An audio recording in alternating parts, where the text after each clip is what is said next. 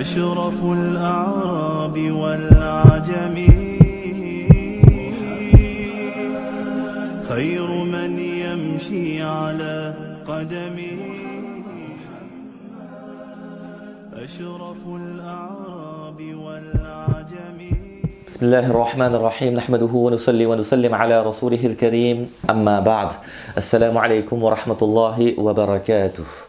On a vu donc dans les séances précédentes des histoires des Hunafa, les histoires des gens qui étaient à la recherche de la voie droite mais qui ne savaient pas trop où aller. On a vu que dans les deux empires, on avait quelques personnes, quelques bribes de la vérité qui étaient encore là, ou alors quelques personnes qui étaient à la recherche. On a vu les histoires de Salman al-Farsi radiyallahu ta'ala anhu, dans l'empire perse. On a vu aussi l'histoire plus tard de Héraclius dans l'empire romain.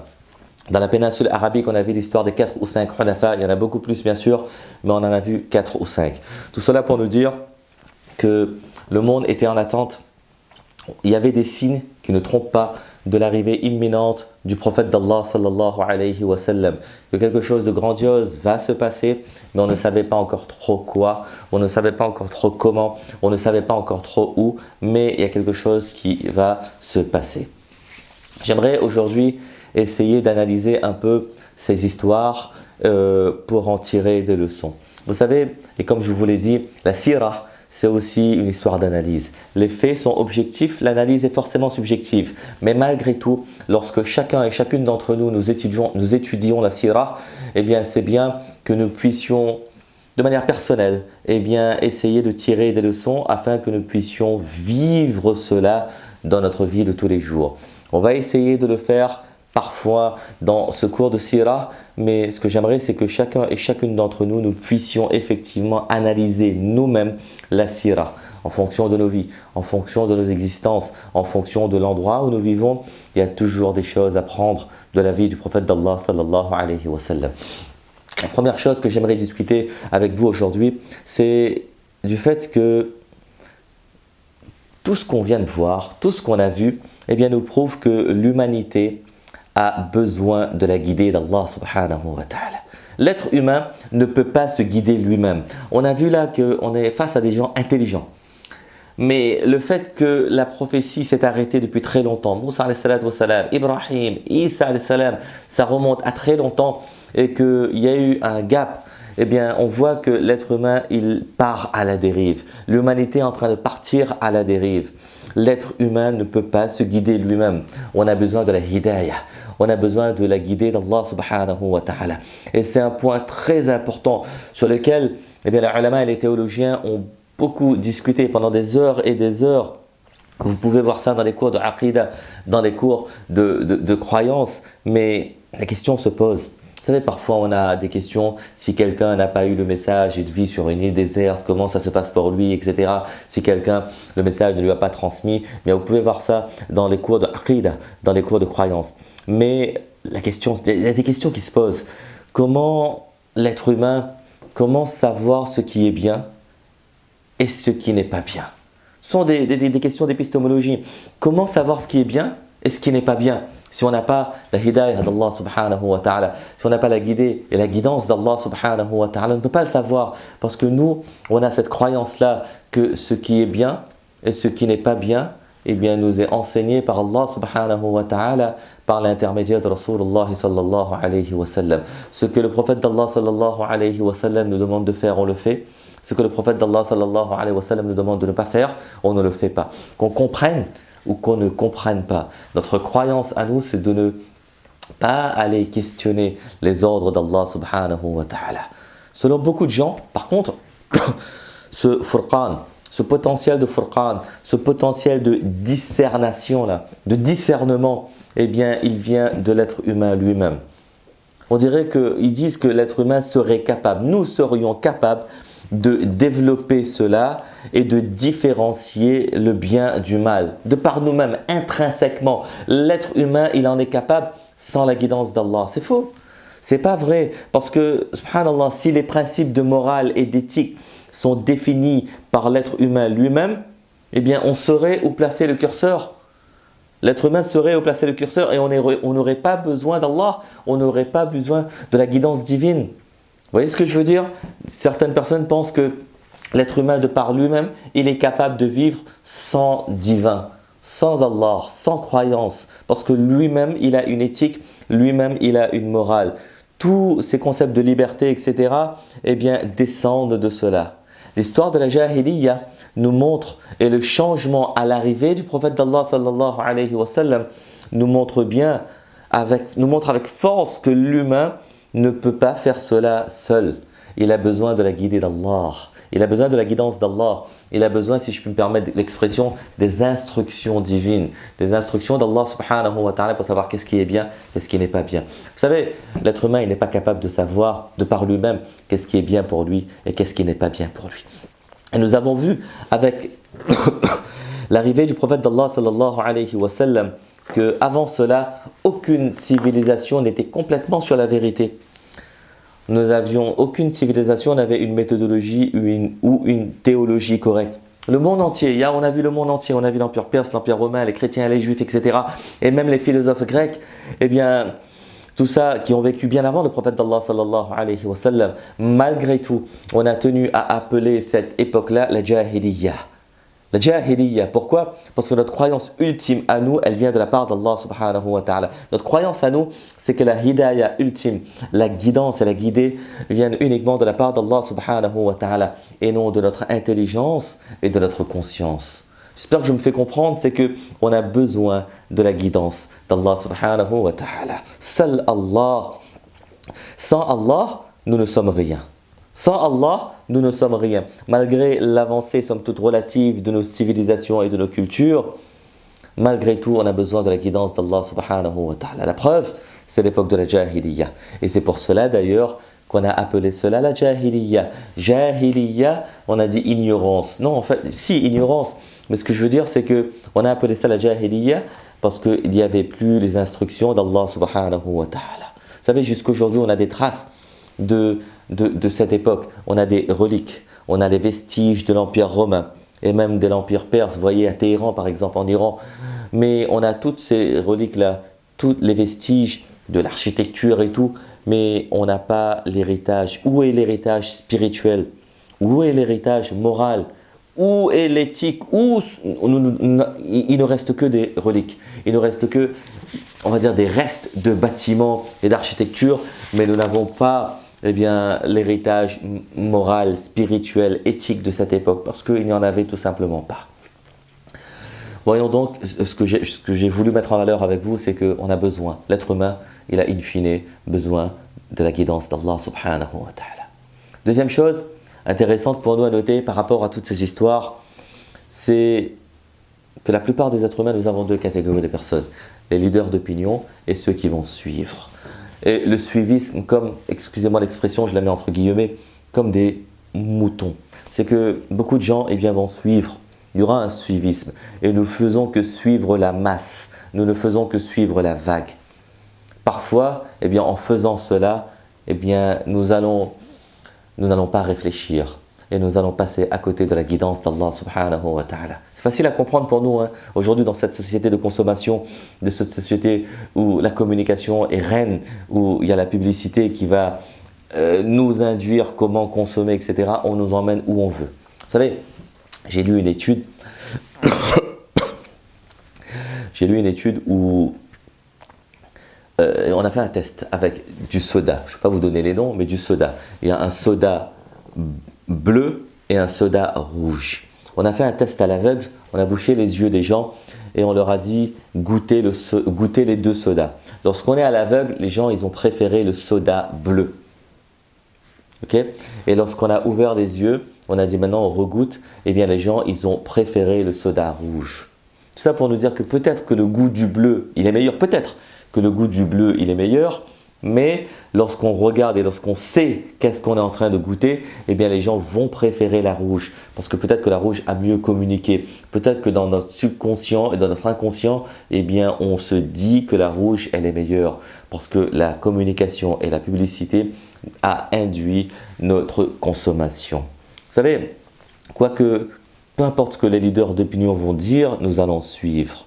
Il y a uniquement les braves, les courageux, ceux qui utilisent leur esprit critique et leur intelligence. Il n'y a que eux qui sauront faire la différence.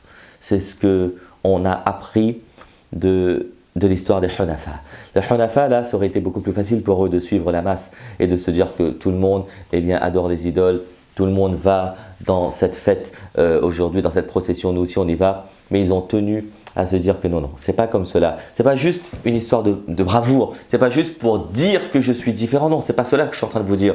C'est que à tout moment, il faudra se poser et dire que ce que je suis en train de faire, ce que je suis en train de suivre, est-ce que c'est la vraie voie ou alors est-ce que je suis à l'encontre des ordres d'Allah subhanahu wa ta'ala. Vous savez, la majorité des Quraysh à l'époque savaient pertinemment que la religion de Ibrahim alayhi salatu wassalam était pur monothéisme. Il n'y avait pas d'idolâtrie. Ils le savaient, mais personne ne va se lever pour le dire. Personne ne va se lever pour dire qu'est-ce qu'on est en train de faire. Tout cela par pur conformisme intellectuel. Je vous laisse faire le parallèle avec notre monde d'aujourd'hui, mais subhanallah, c'est pas facile. C'est facile de le dire, c'est pas facile de le faire. On aurait été à leur place, je ne sais pas ce qu'on aurait fait. Parce que c'est pas aussi facile que ça de se détourner de la masse et de se détourner de ce que tout le monde fait et de se dire à un moment donné ou à un autre, on est peut-être en train de se tromper. On est peut-être en train de se tromper. Même Héraclius, il a reconnu que c'était le vrai prophète. Il a fait valider cela par son chef spirituel. Mais il n'est quand même pas devenu musulman. Pourquoi ? De peur de perdre son prestige. Héraclius, qui était leader d'opinion, lui aussi, il n'a pas accepté l'islam à ce moment-là, de peur de perdre son prestige. D'où l'importance de la taqwa pour nous. Vous savez, deux choses par rapport à l'histoire d'Héraclius. La première des choses, c'est que, si on n'a pas la taqwa, si on n'a pas la compréhension que la akhira, elle est plus importante que cette dunya-là, on va être plongé dans ce monde, on va oublier Allah subhanahu wa ta'ala. La deuxième des choses, c'est qu'on nous dit